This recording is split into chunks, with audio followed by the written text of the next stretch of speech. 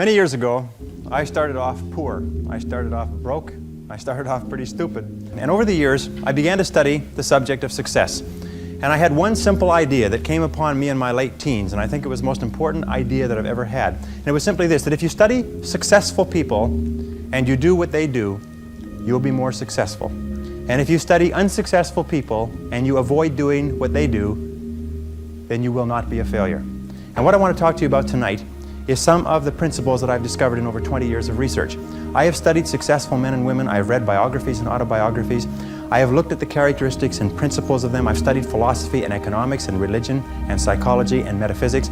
And I've come to 10 key qualities. Now there may be more and there may be less, but I find that each of these 10 qualities that successful men and women have, that if you have these 10 qualities, there's nothing in the world that can stop you from being an outstanding success. So let's talk about these principles. The first principle is clarity. So it means clarity of thinking. It means thinking clearly, and it extends from thinking clearly to a series of other things. With regard to clarity, it means the ability to determine exactly what it is that you want to be, have, or do in life. And the more I study successful men and women, the more I find that every single one of them, the top 5%, are very clear about where it is they're going and what it is they want to accomplish. And when I look at unsuccessful men and women, or men and women who seem to be unhappy and floundering, I find that almost invariably they have a very, very limited sense of direction, sometimes no sense of direction at all. As they say, if you don't know where you're going, any road will take you there. If you do not have clear, specific goals for your life, you are doomed forever to work for people who do. And that seems to be the case. And yet only 5% of people have goals. So the key starting point with regard to clarity is to know where it is you're going and what it is you want to be and what it is you want to have and what it is you want to do. The second key with regard to clarity is decisiveness. Be decisive. I have never met a successful person who was indecisive, and I've never met a failure who was decisive. Be decisive. Develop the characteristic and quality of decisiveness. We know that the reason why we are indecisive is because we're afraid of making a mistake. But the terrible thing is that the way that we think becomes a habit, and the habit of indecisiveness can condemn us to failure. We can be talented and intelligent and ambitious, but if we cannot make the hard decisions in our life, and if we cannot make decisions readily, then what happens is we always have to work for people who do make decisions readily. Now, the interesting thing about decisions is that about 80% of decisions should be made the first time they come up. And if you make decisions every single time they come up, sooner or later you will develop the habit of decisiveness. You'll be very clear about what it is you want, and it's easy to make decisions if you know what it is you want to accomplish. And the difference between successes and failures is not that successful people make right decisions, it is that successful people make their decisions right. The third point under clarity is to have a vision for yourself and a vision for your life. The key to having a vision is to have a dream. They say in the song, you've got to have a dream if you want to make a dream come true. And you can fulfill your dreams. All the great movers and shakers throughout all of history have been dreamers. They've been people with dreams. They've been people with visions. All leaders have vision. In the book of Solomon it says, where there is no vision, the people perish. And the metaphysical meaning of that is that where people lack vision, they perish inside because they lose the excitement and the thrill of life. If the best way to predict the future is to create it, which means to have a vision, and even though the vision is in the air or the sky, then build a foundation under your dreams. And when you see men and women who rise from poverty and obscurity to fame and renown, you invariably see someone who had a vision of what they could be and have and do that was far beyond what they were. Every one of us has had an experience. At one time when we were small, we had a vision of being grown up and having our own cars. And as we grew older, we had a vision of having our own homes and our own families. The problem is that our goals are set so low that even when we do achieve them, they don't turn us on. They don't fill us with enthusiasm. So dream big dreams.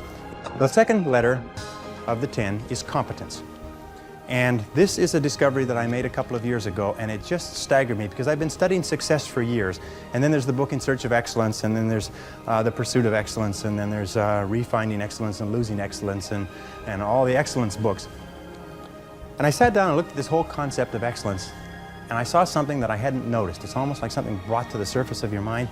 I noticed that every single man or woman that I had studied who had achieved any kind of success in any field whatsoever had done it after they had made a commitment to becoming excellent in that field. And I began to look, and I began to compare, and I began to talk to people, and I speak to thousands of people virtually every month. I found that I never found a single person who was successful who was not excellent at what they did. That competence The commitment to becoming excellent in your chosen field is an indispensable prerequisite for success, that if you are not good at what you do, you haven't got a chance in our competitive society unless you win the lottery. And only the top 5 or 10% are excellent. You must commit yourself to excellence. You must commit yourself to becoming the best. And the wonderful thing is that excellence is a journey. It's not a destination. You never get there.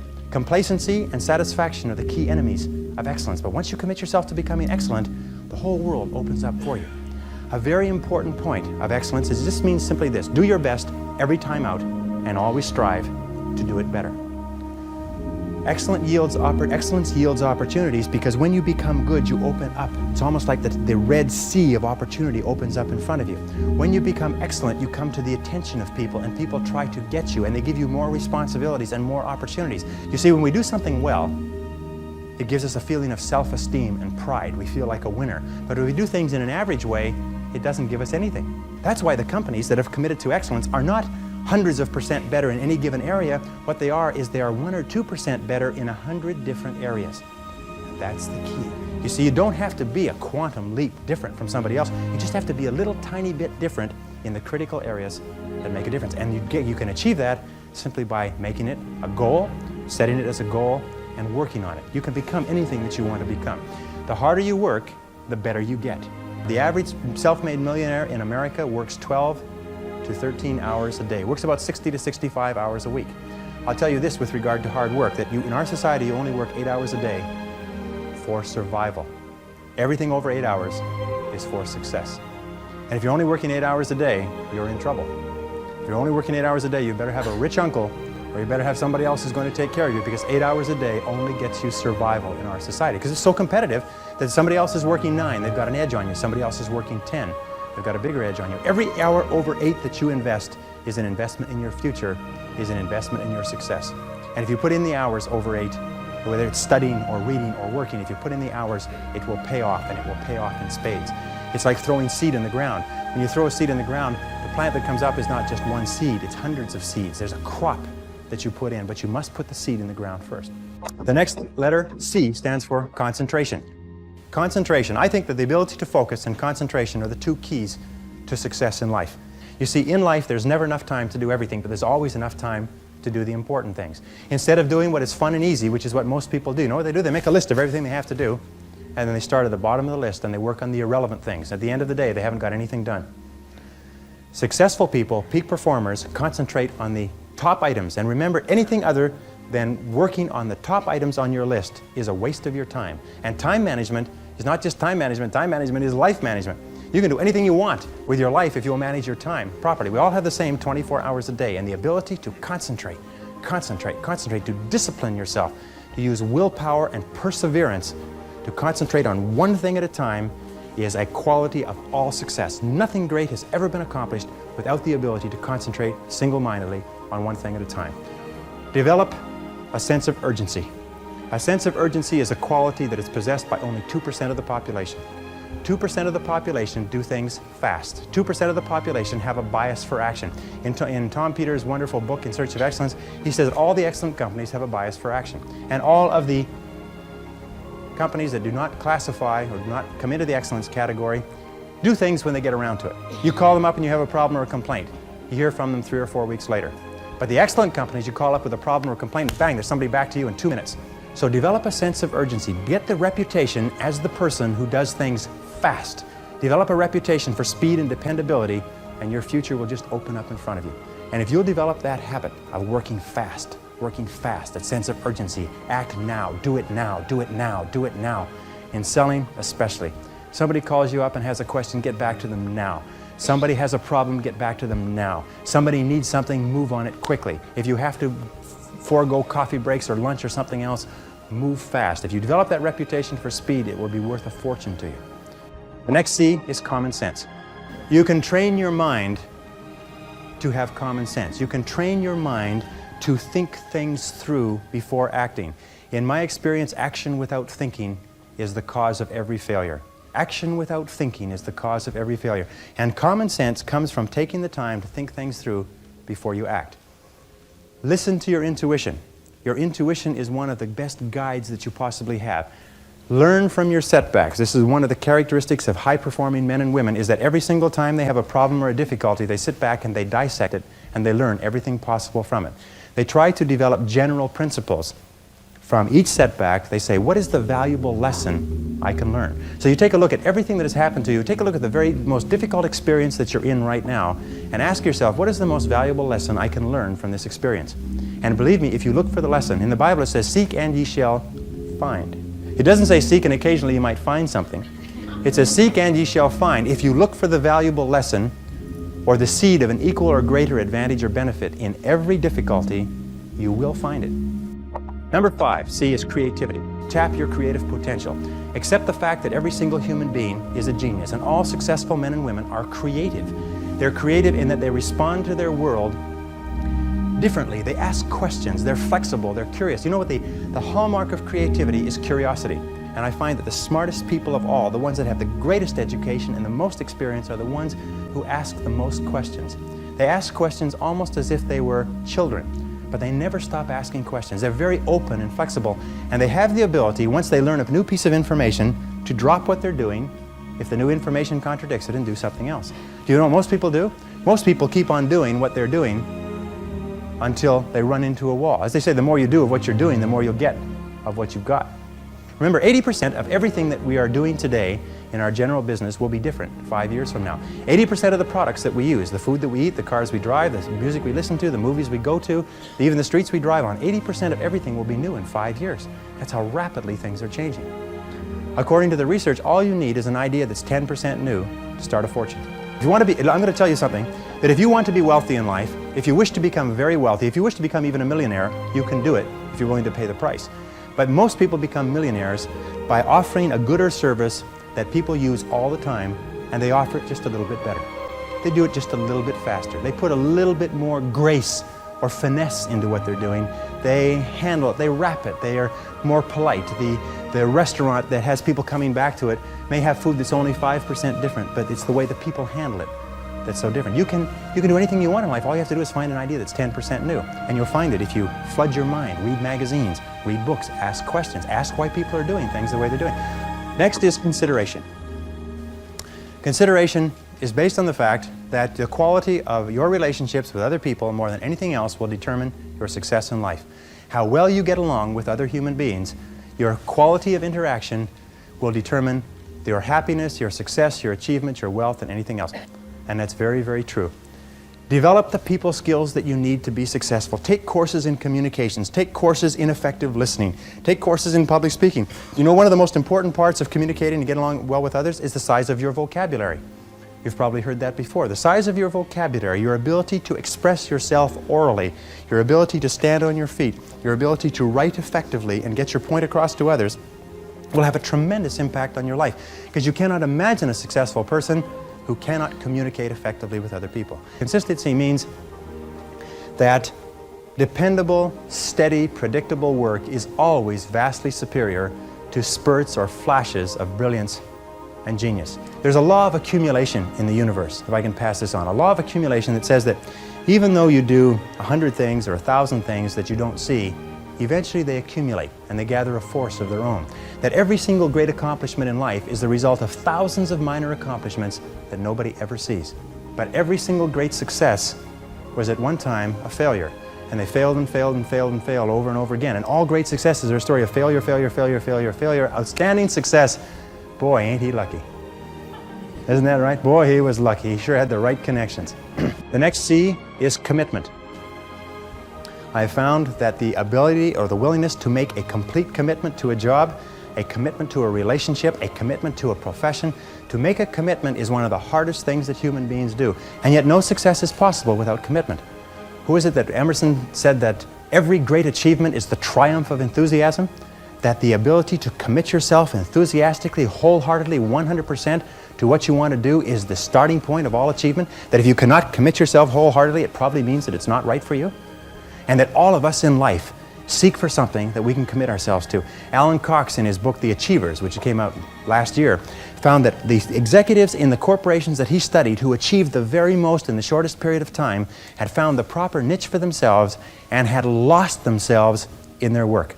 Dr. Shirley Blotnick's study of self-made millionaires. 83 out of 1,500 people became self-made millionaires over 20 years. He found that the one quality that they all had in common was that they picked work that they loved, they specialized in that work, they became very good in it, and they eventually became paid very well for it, and then they held on to the money. Courage is the outstanding quality of all leaders. Courage means that you have the ability, you have the willingness to confront your fears. Because what I've found over the years is that brave people, courageous people are not people who are not afraid. They're simply people who master their fears. They're simply people who face their fears, confront their fears.